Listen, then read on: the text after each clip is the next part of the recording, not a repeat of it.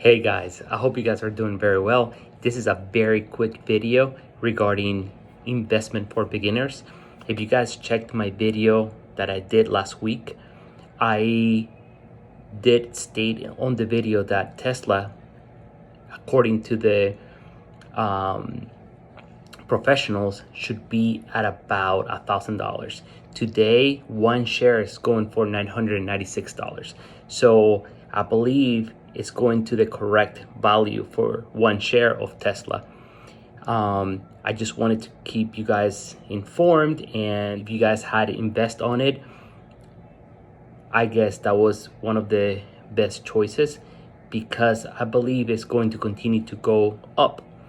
Now, keep in mind, this is for entertainment purposes only. I'm not a professional CPA and I'm not a financial advisor. I'm not an advisor at all. So I hope you guys like this quick video.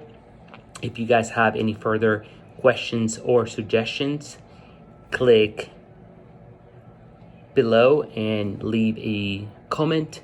And if you like this type of content, please hit the like button.